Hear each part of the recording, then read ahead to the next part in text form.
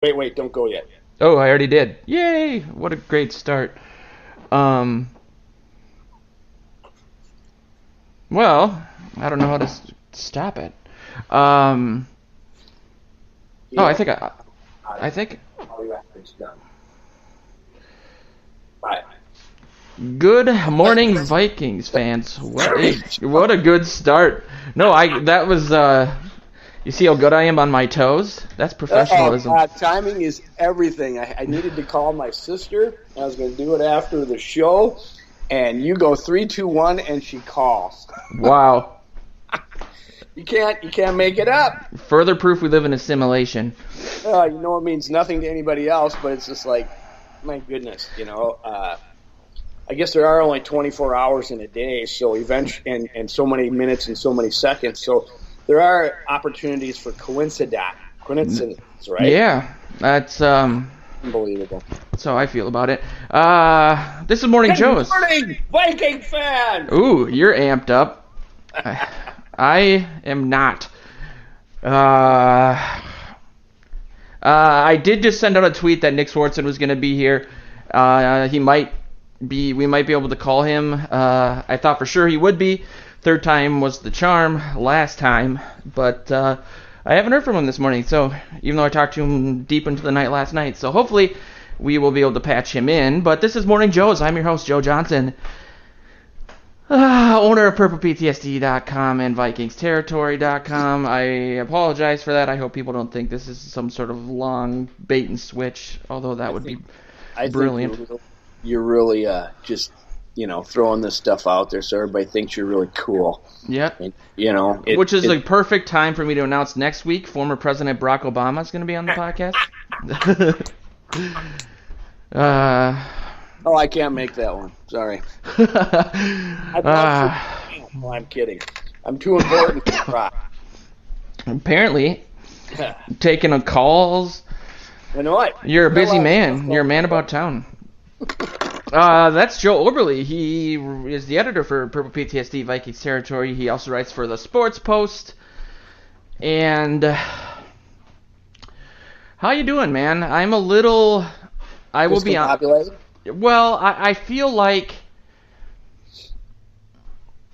I want to say that it's a very hard game Sunday, and that I saw a lot of people that we're affiliated with tweeting this week like, well, Brady's record, especially late into the season at Gillette, is nobody panic when the Vikings lose. That's what's supposed to happen, and so I feel like I've already mentally prepared myself for that, but at the same time. It's, depending on what happens with the NFC East, watching that game last night, I was just going to say, concerns me a little bit about the wild card and where the Vikings are going to be. What do you mean? The Cowboys are now in the lead in that division. Yeah, and we don't have to worry about them. It's probably good that they won, and then, maybe Washington falls off or something. Well, you would think they would, considering what's going on there with Alex Smith. Right. A lot of people are getting on the Eagles hype train.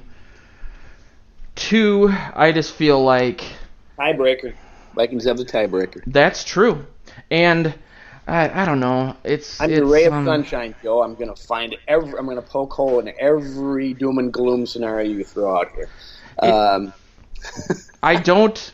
I'm like, a half a game away from a 500 record at this point in the season was not my expectation. Assuming that they lose this Sunday, for this point in the season.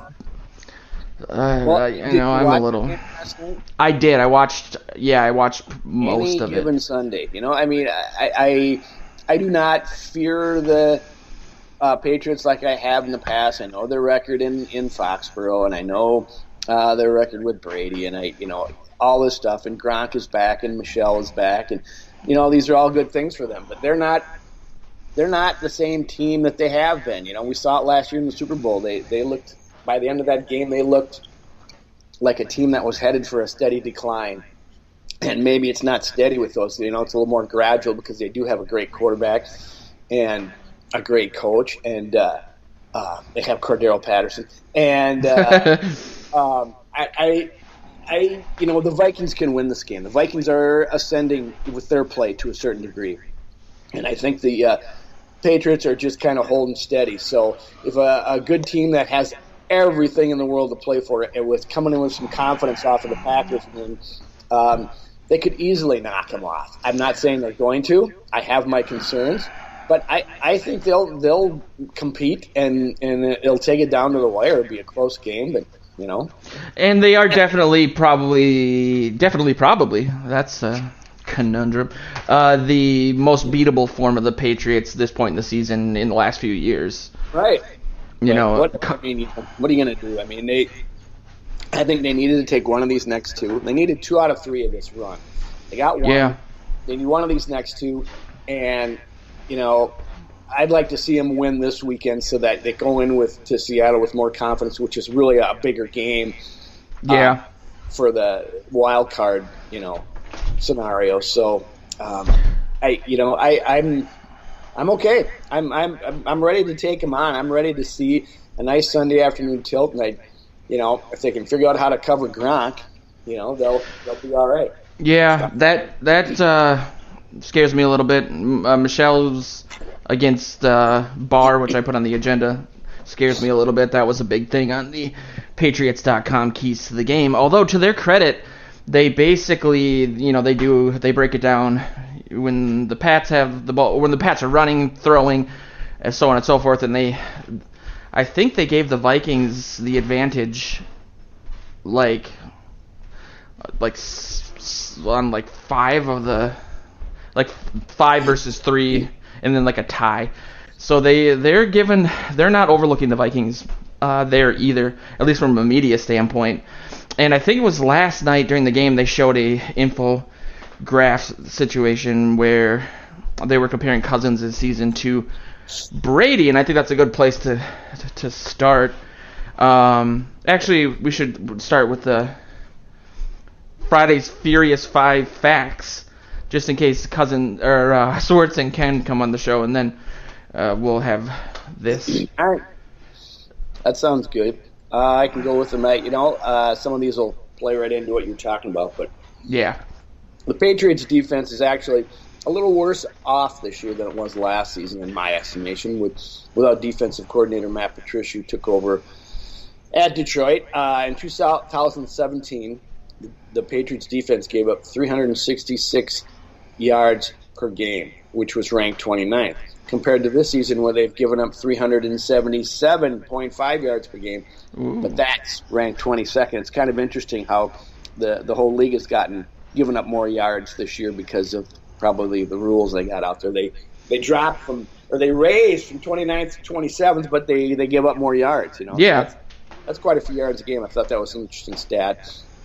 And in points allowed, the Pats were 5th last season, giving up 18.5 this year. Without Patricia, they're giving up 22.6, which is ranked 11th, right behind the Vikings. Yeah. At 22.4. So, and the Vikings, were struggling a little bit early in the year at defense, and now they've started to right the ship. So you got 2 decent offenses and 2 decent defenses, or similar defenses. So it should be quite the battle. I wonder what their defensive identity is this year, whether they're what they're supposed to be good at. I also find it very interesting that how much winning can dictate, with Patricia, all the complaints coming out of Detroit.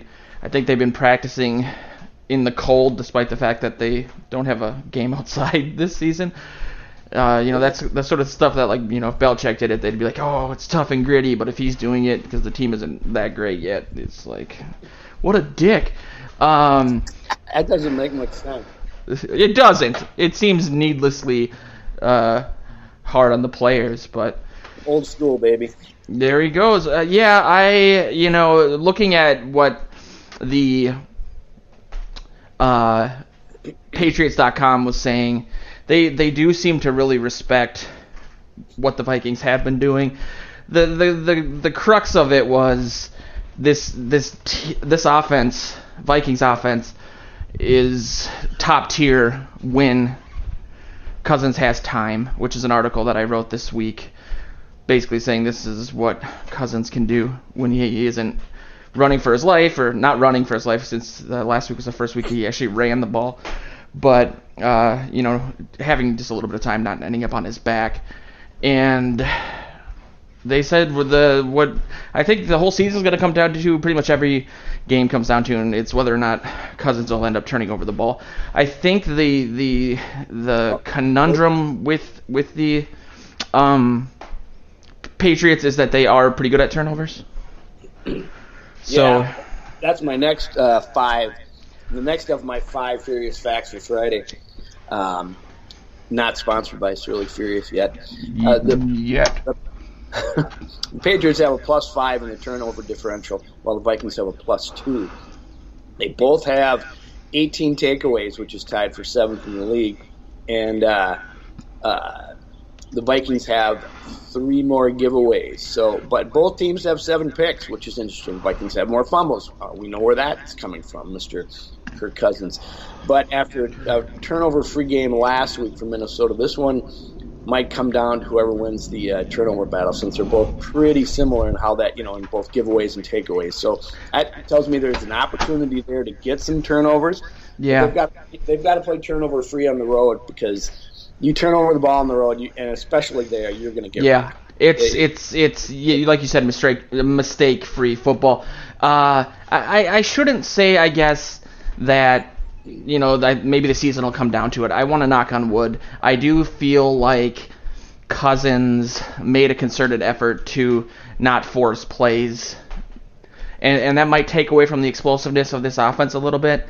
But the other edge of that double-edged sword is so palpable and has cost the Vikings, the Saints game, and the Bears game, really, and just seeing him, granted he had the luxury to do that because the line held up a little bit, but seeing him not force those throws and maybe not put himself in the position to it's a luxury that the line held up. That's funny. It's a sad. This year is not going the way. Well, actually, it's going exactly the way I thought it would after the draft. But maybe that's. Every week he was saying the right things and saying, well, it's on the whiteboard, and it's my number one focus is not turning the ball over, and then he'd throw a devastating pick 6 in Cousins. But yeah, that's all obvious stuff, though. He's got to say whatever he can to not get roasted with the media. But it didn't seem like his he wasn't making changes on the field that he was just saying that.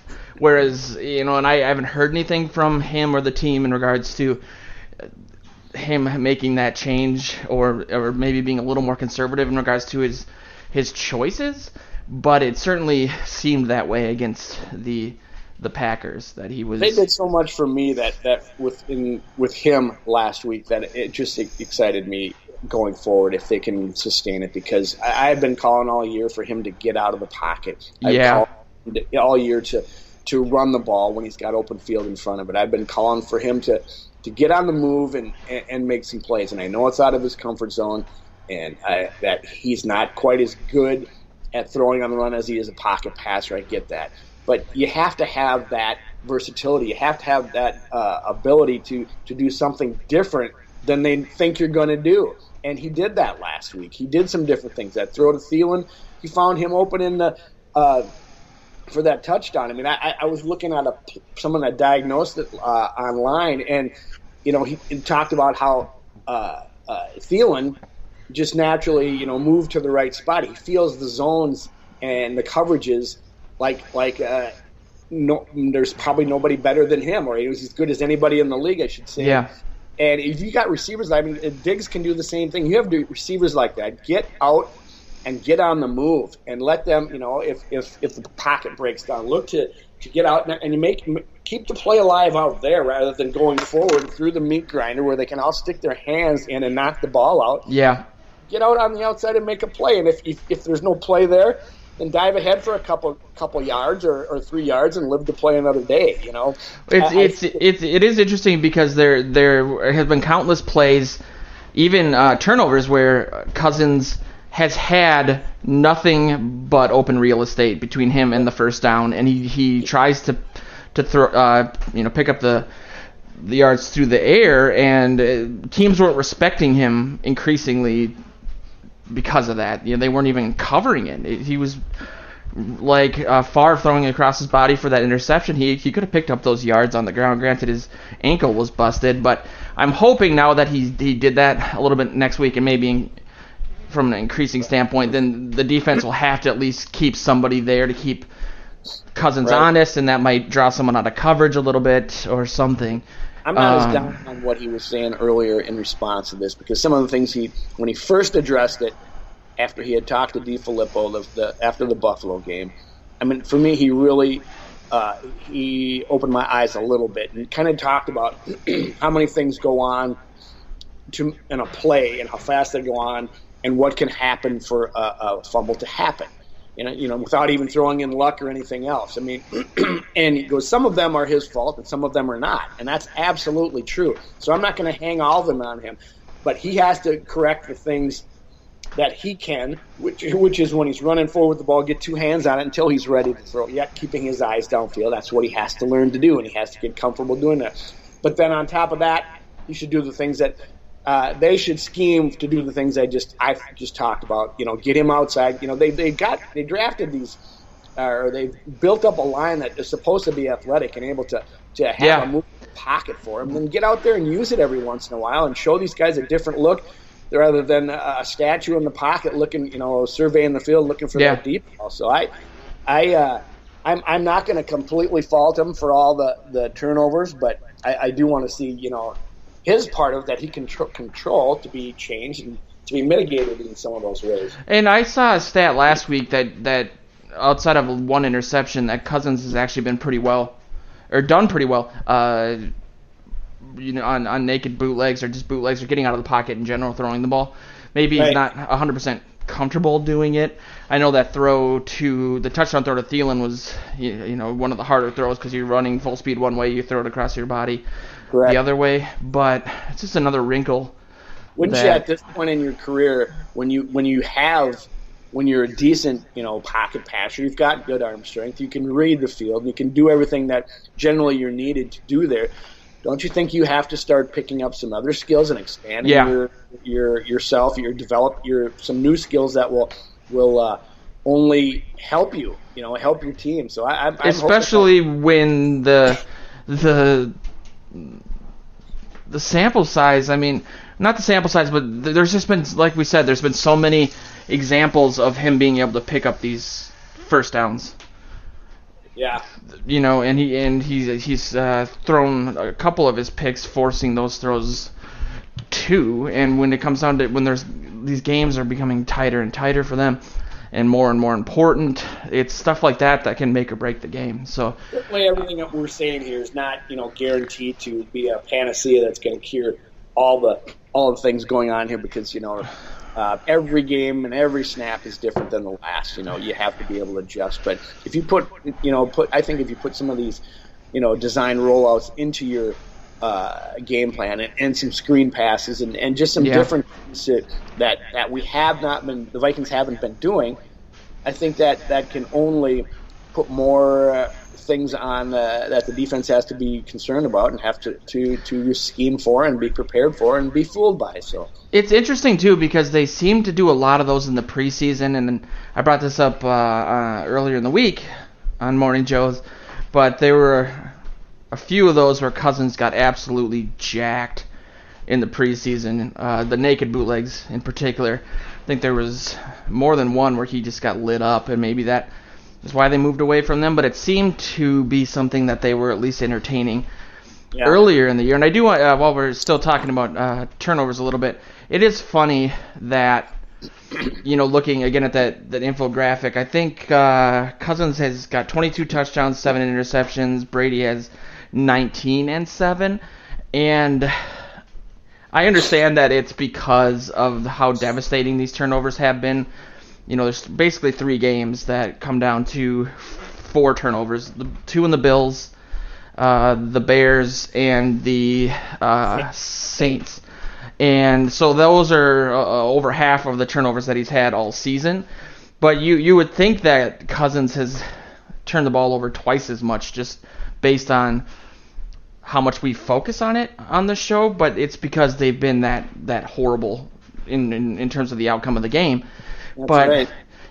He's still ratio wise, 3-1 is can't really ask for much more than that.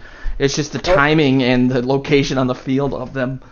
Oh my, we've morphed into defend the Kirk here, haven't we? That's it's been my MO. I've been really good at hiding it. But now I recognize it, Joe. I'm gonna call you on it, dog. I am. I'm still, bullish on Cousins myself. The turnovers are worth talking about and worth bringing up, and the media, we bring it up to them every week if it's happened, because they lose ball games for you. It's one of the hugest things. I mean, we fret and perseverate over all these different stats. Good word. And Bud Grant's, from Mandyland, he said this a long time ago, that you win the turnover battle, you usually win the ball game. It's a truism to this day. It's very simplistic, but it's true. You got to protect the damn football. It's so hard to recover from a lot of them, and you can sometimes, and you do, but generally speaking, so it's worth talking about. It's a black spot on him until he overcomes it, minimizes it, and doesn't cost the Vikings any more games as a result, right? Yeah, and it is hard because of the money and the fact that Case Keenum did play, as the Patriots.com put it, mistake-free football last year. And so I don't agree with it in terms of horseshoe-laden football last year, but yes, mistake-free as well. Yeah, I think that the Cousins move was the right move. I think the Vikings caught a little bit of the magic in a bottle last year.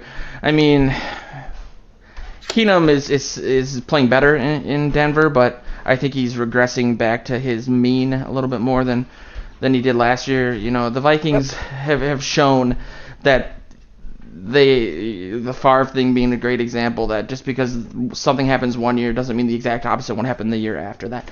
And I do think that the Vikings offense is a lot more dangerous, a lot more complex.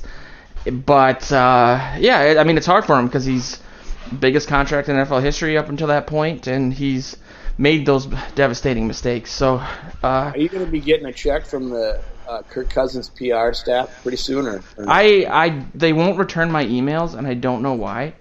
Okay. Just check. Yeah, I gotta move you off Kirk.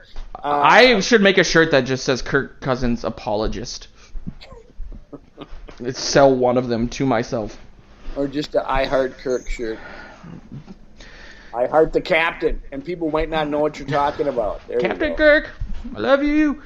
The next furious fact, which I just realized last time, if I keep saying the name of that place that brews that beer, they'll get taken. They get free advertising. They'll never stop. Oh. So I'll shut up. Gronk had 3 catches for 56 yards and a touchdown last week. Yet, it wasn't a huge Gronk game. He's just coming back from injury. Yeah. But a huge difference in the game. I mean, it got him an early lead that they didn't relinquish, and they just basically buried the Jets after that. So he's going to be a huge factor this week. There's no two ways about it. And the Vikings have to figure out a way to mitigate his effectiveness. He's got the elbow, he's got the back, and so he's got issues. But I'm thinking everybody's talking about how it's going to be Javon Curse who's covering him and sticking to him like glue. And I don't know if they'll solely put him on there, but I think he's going to see a lot of it. So, and that's what's really great about having a guy that big as a nickel guy, or just in general doing what they've had him do this season, moving him from safety to more of a hybrid role. I say Javon, I meant J-Rod first. Sorry. And I wonder, before the season, I was really afraid of Jimmy Graham coming to Green Bay, and that hasn't really turned into much. And so it's not the best example. I was going to say, well, what did they do last week, and how can they replicate that? But the fact of the matter is he's a 6'7", basically a wide receiver playing tight end, super athletic still, the Packers don't have a ton outside of Devontae Adams at the position, a lot of injuries, and so I don't want to minimize what they did to stop Graham. Really, both games this year, and so that he makes did have me a feel, busted thumb last week, so he didn't get a lot of targets. Yeah, that's true. But I've always, for whatever reason, just super skilled tight ends always scare me when it comes to the defense. So yeah, as I wrote earlier this week, the Vikings have their own skilled tight end who just rose from the dead. Yeah, this on Tuesday. So, and you always want to think of him as Gronk light. I mean, he's a decent sized tight end. He's got good hands. He's just been off injured earlier in his career. He's been healthy a lot in the last few years. So I think that was the title of the article this week in the Star Trib, which is by Mark Craig. Yep. Yeah, it's a health milestone for Rudolph, and that's probably because he hasn't been that big of a part of the offense. But like we talked about on Tuesday, that's a wrinkle that they can use more and more, or use in the playoffs. But they do remind me of one another, just because they're such big loads that when they get a full head of steam, it's like they don't seem like they're running sub 6 second 40s, but they're they're just like they get that, they look like they're just trucking. They're just such big. Yeah, strong dudes.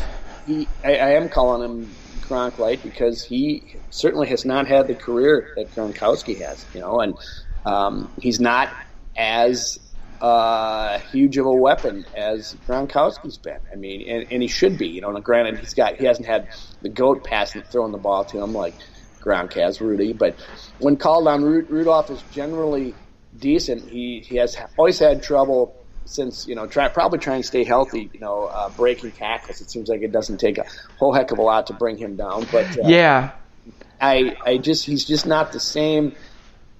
He's not the same player as Gronkowski is, unfortunately. And you think with his size and his ability, his talent, that he should be a heck of a lot closer. So it was nice to see the Vikings get him back into the offensive scheme last week and put it on paper, put it on tape, so that the Patriots have to scheme around it or be aware of it and take their attention away from some of the other receivers out there. But it'd be nice to see him out Gronk this week. That would be huge.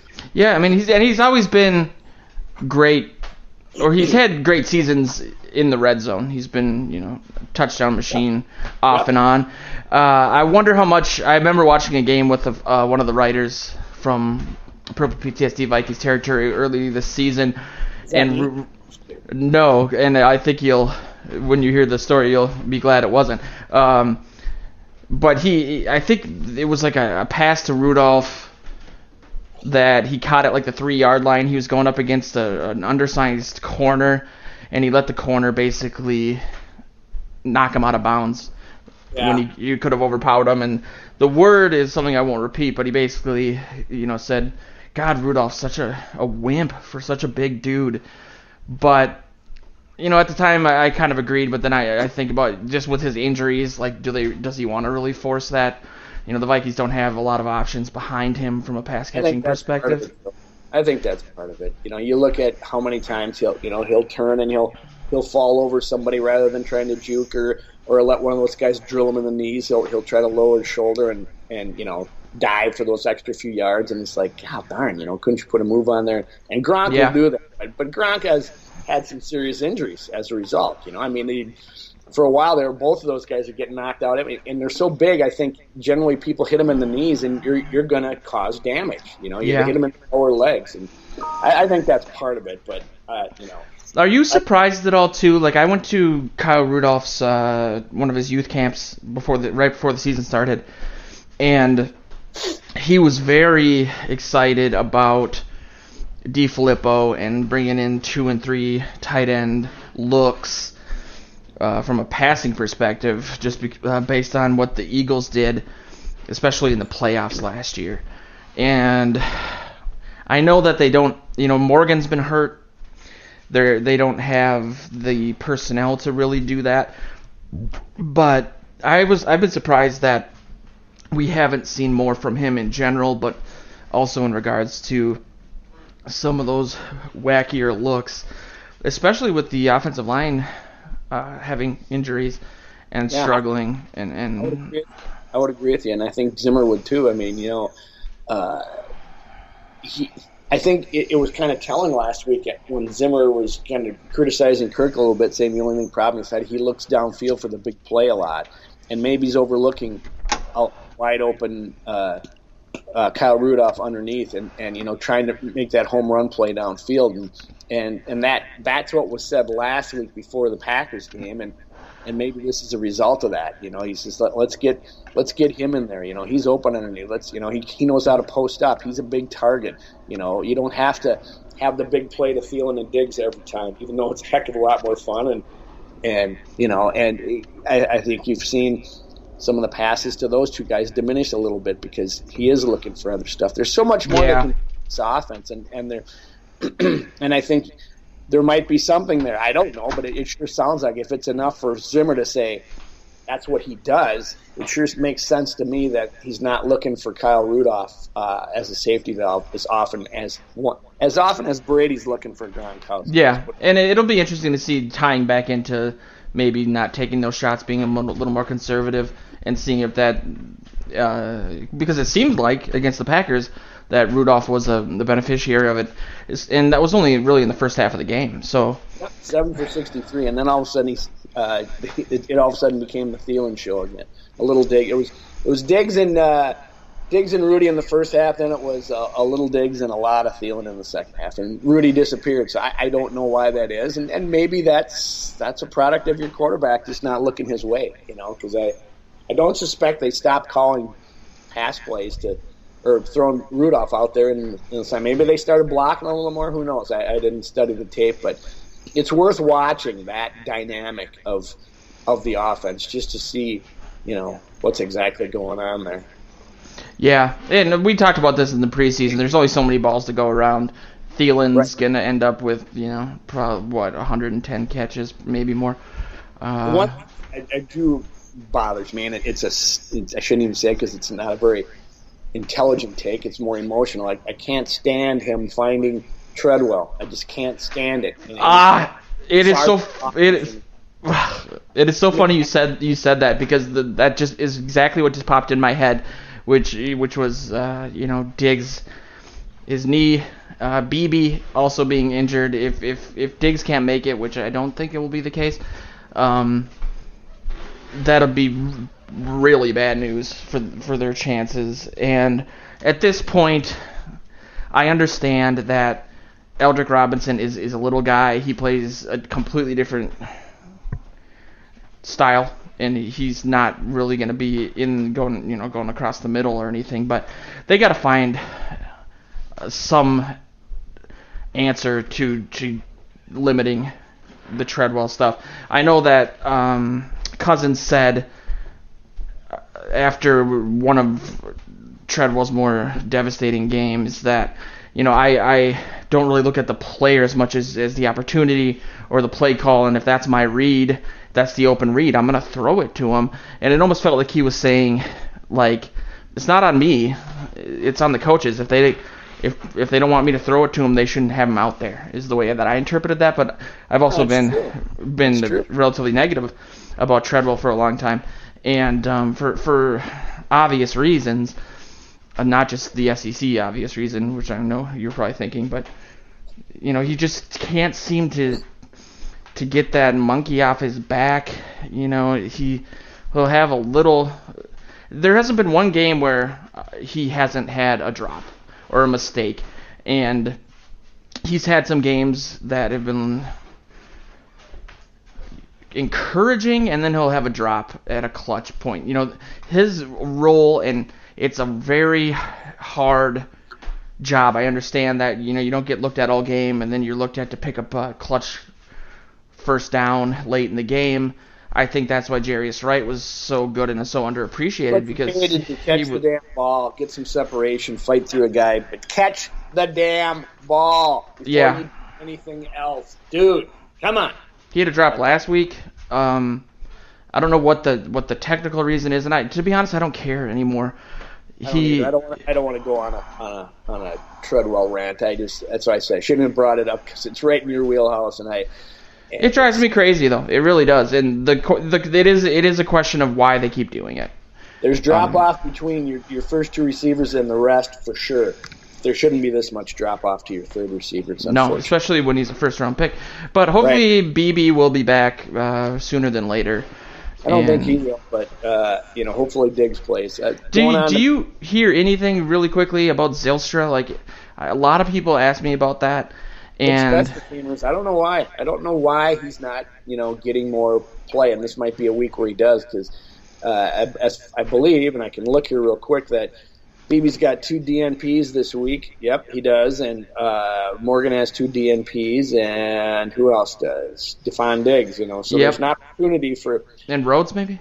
And Rhodes, yeah. There's an opportunity for this would be the week that Zylstra might get on there. They'll probably see more Aldrick Robinson, but you might see Zylstra getting some play. I mean, he's on the 53. He's out there for special teams. But did you ever hear... I know Luke on the Purple Journal podcast had mentioned that he had heard... Luke who?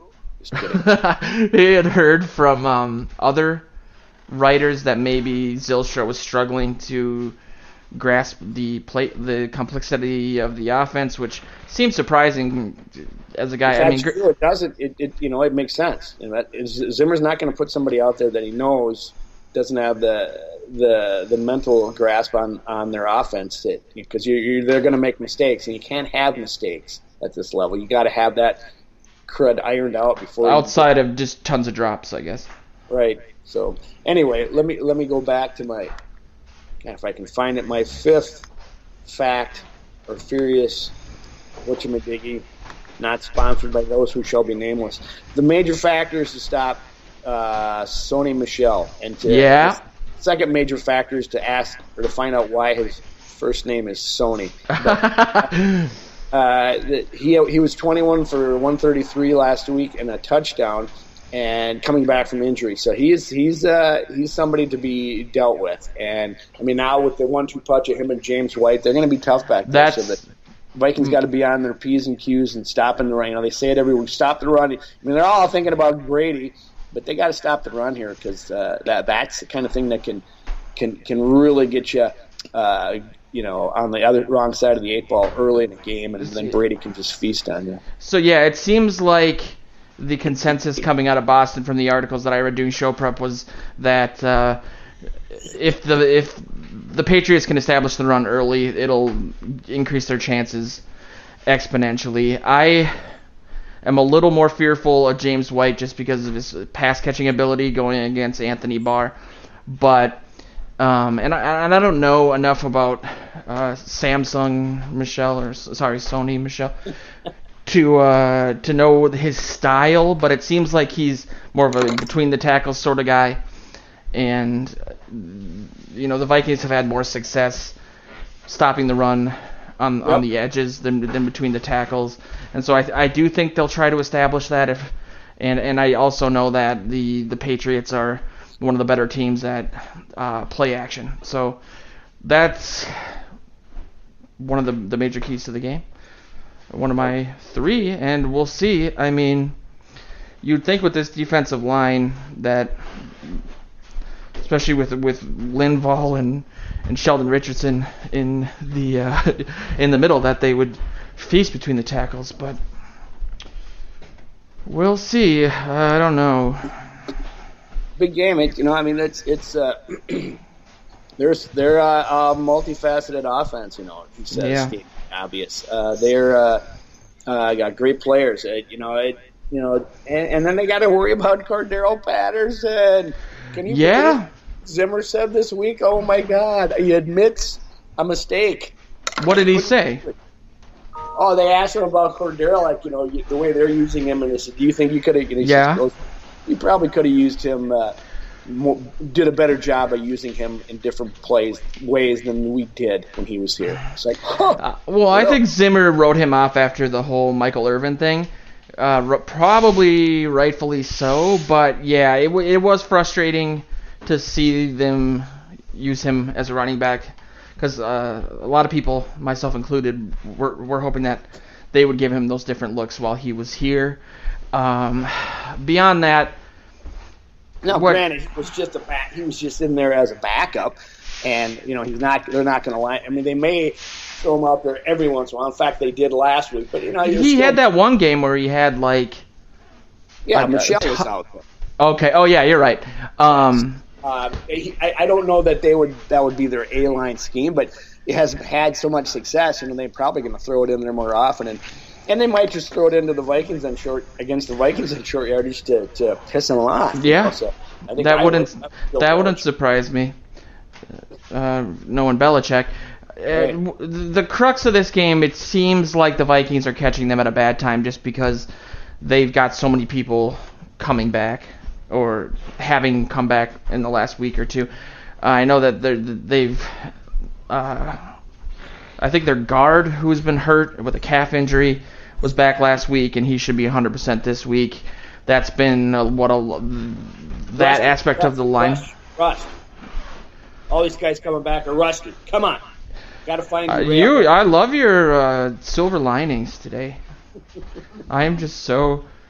I'm Sid Hartman light. That was his artistic. Yeah. It would have been nice to face a struggling Brady, to have the line, to get to him early and so on and so forth. And that's not to say that they can't do it. I mean, the Vikings are one game removed or a couple games removed from that 10-sack day. I think they're going to be as jazzed as humanly possible for this game, but yeah.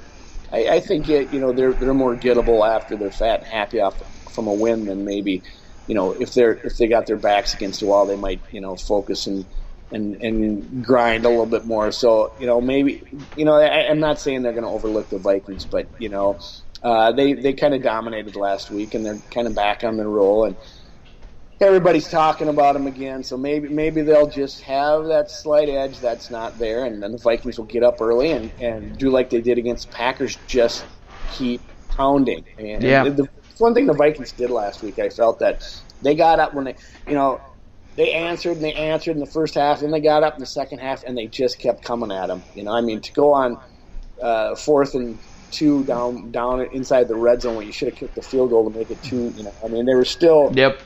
There was a little boot on the throat attitude there, which was damn nice to see. So I'd like to see them get up on these guys and have them scram a little bit, and then if the guys can pin their ears back and go after Brady and knock him around. They knocked Rodgers around, and that showed what that did later in the game. He was missing passes, big time.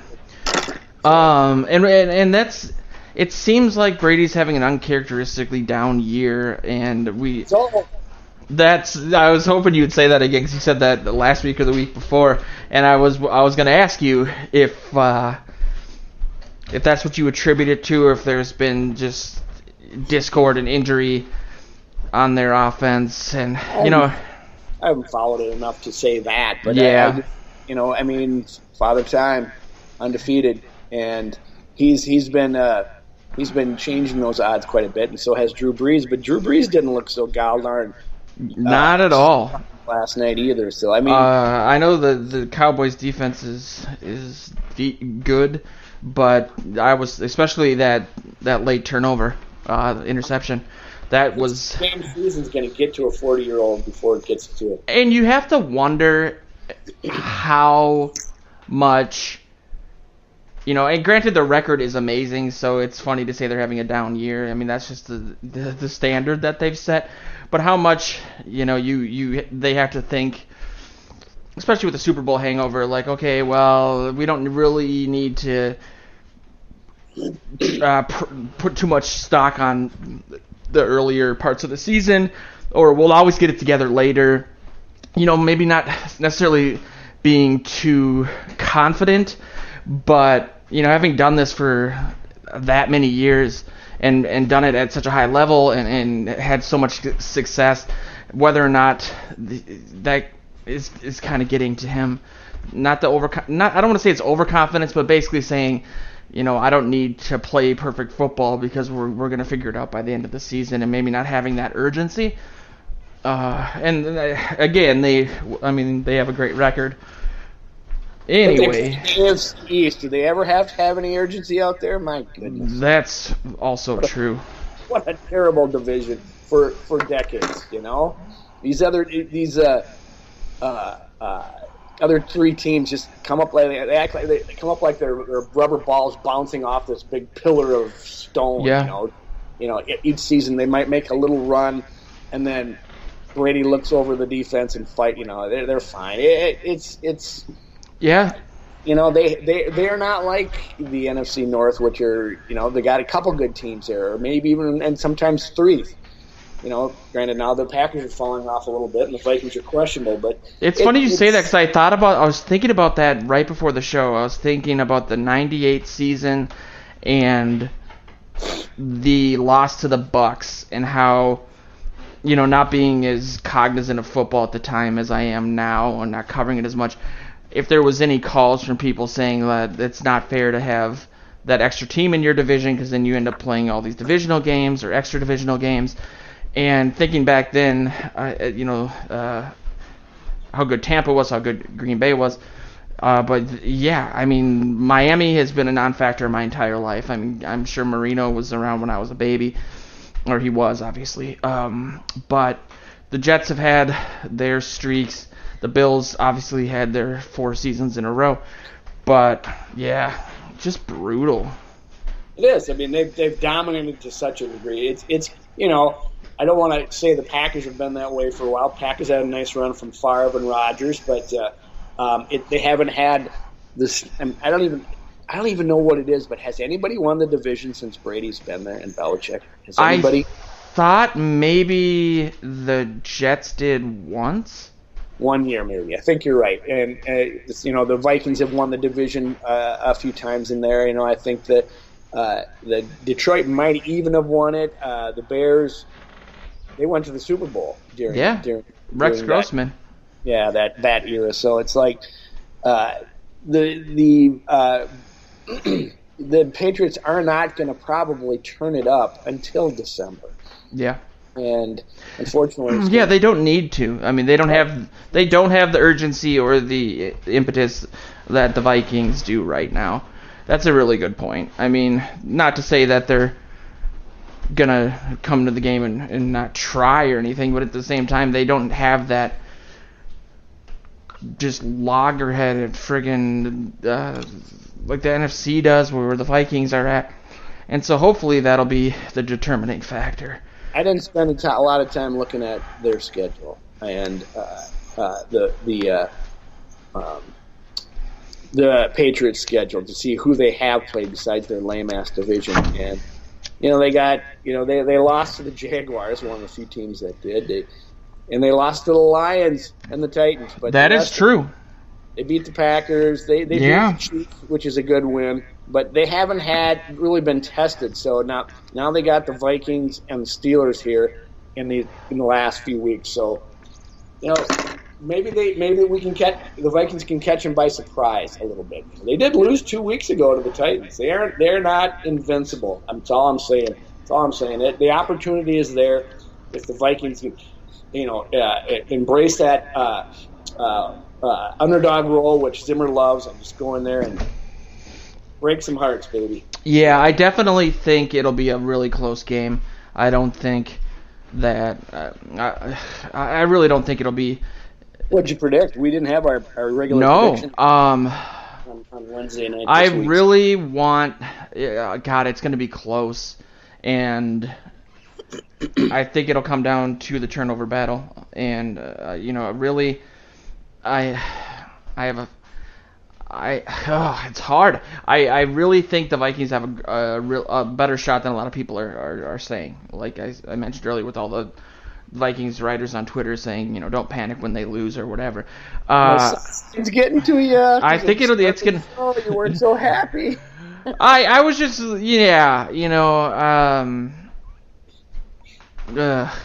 I'll say honestly like 24-21. I think the Vikings will pull it out. Wow.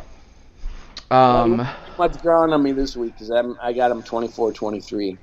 I should go, now that I talked into the Patriots one, I should go say that, or the Patriots losing, I should go pick the Patriots to win, but I think the Vikings are going to win. I really think they're building confidence, and they discovered some new things last week, that some new ways to utilize their quarterback, and it's going to be an outside game, and it's the conditions aren't going to be like they are they found last week at US Bank Stadium, but I think that I don't think it will be horrendously snowy or anything bad like that. So I think the Vikings will run with them. They'll run with them, and our old buddy Dan Bailey is going to kick a game winner at some point. Did you see that article on Vikings territory by Nick Swardson saying that Dalvin Cook might be the best player on the Vikings offense?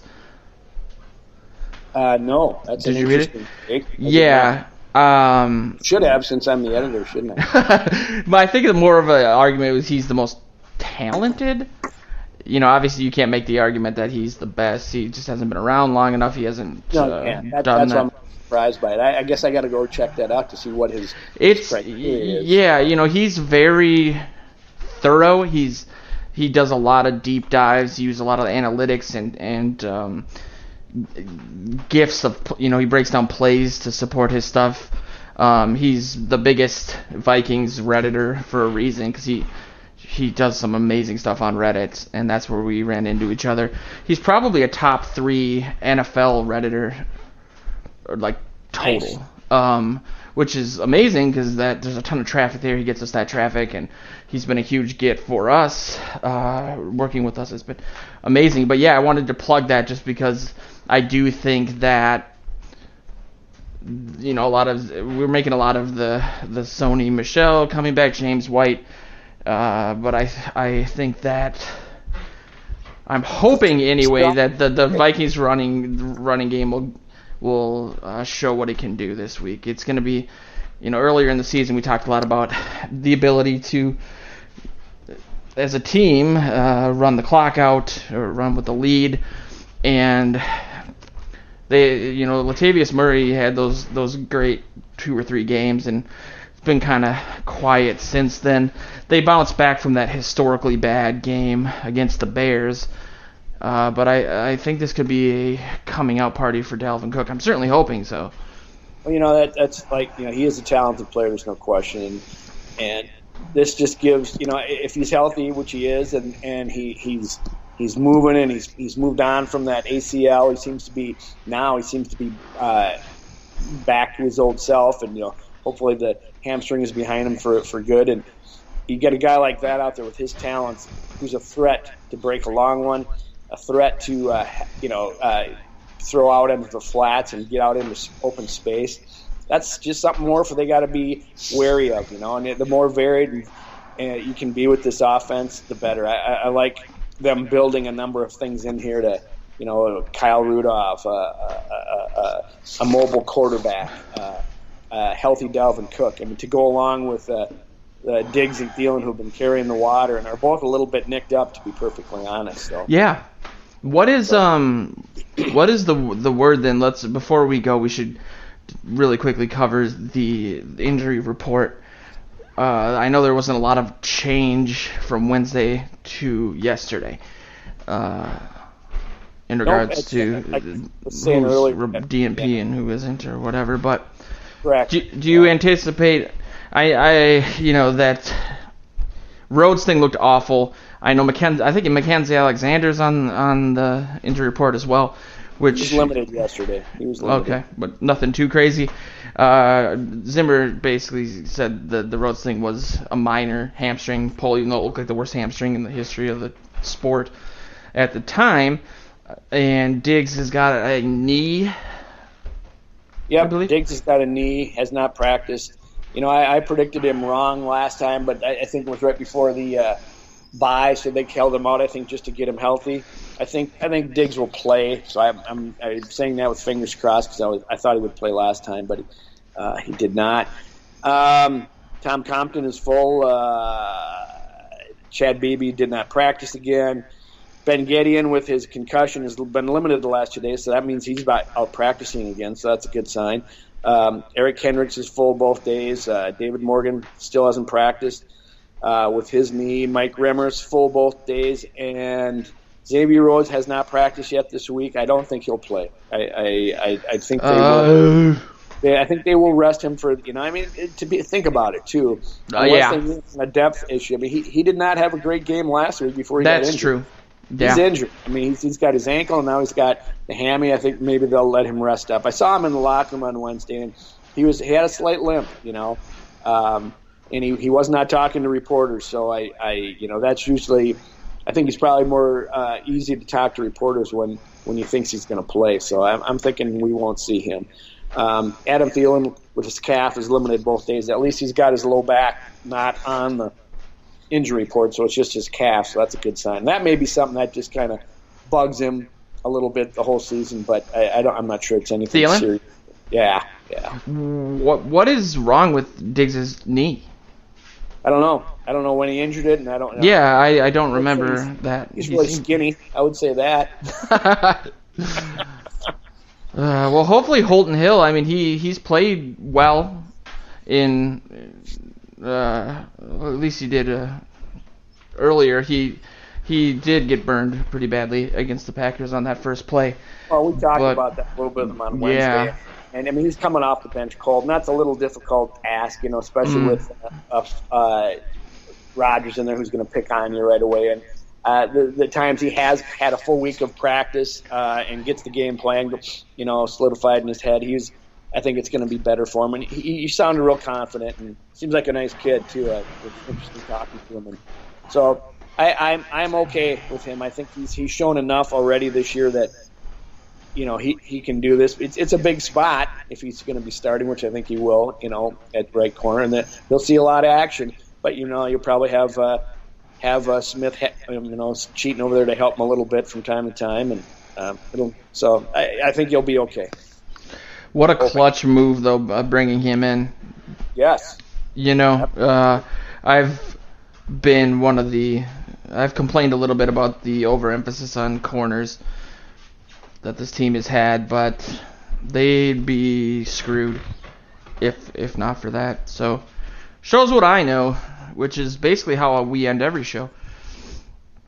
But yeah, we did have our best turnout and our most fun live chat against the Packers. Obviously, it's the Packers. It was a national night game. You're going to get more people that way, but we had probably 10, 15 people and a lot of readers and listeners. Usually it's pretty writer heavy. But I do think that, a lot of the people that had been there for the first time were saying like how cool it was that, most sites don't do that. They do message board stuff, but live events, chat rooms are just so much better for live events. So I'm hoping that people will check us out on Sunday. Maybe being later in the afternoon, it'll be better. People have time to set up and maybe have a few beers during the earlier games and show up. We're just gonna say that Nick Swardson's gonna be on every show forever, so that people who hear him are gonna keep tuning in, and then they'll hear us and they'll stay. It's total bait and switch. It's totally what it is. So check in next Tuesday and Friday, and the Tuesday and Friday after that.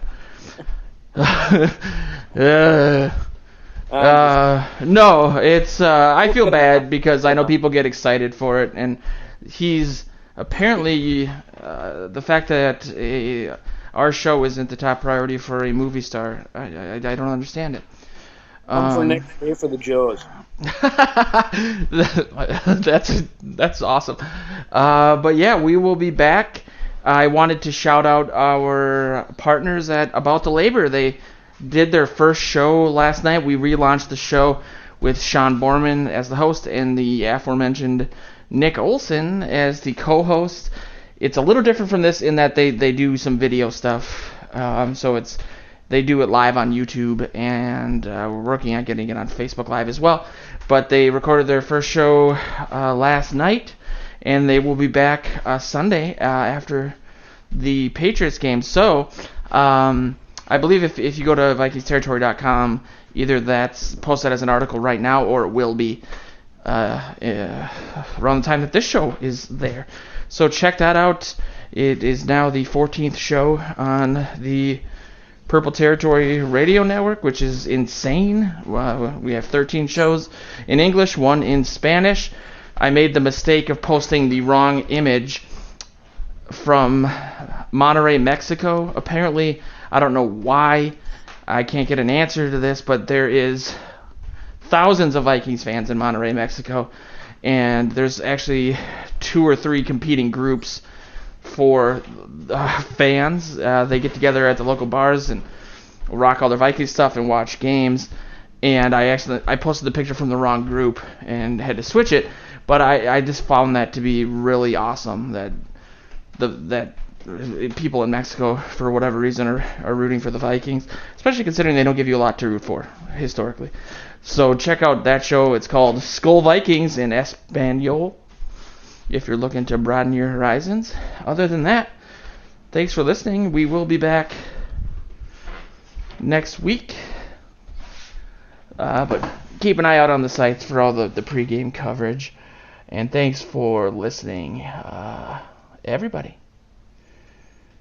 Skull Viking.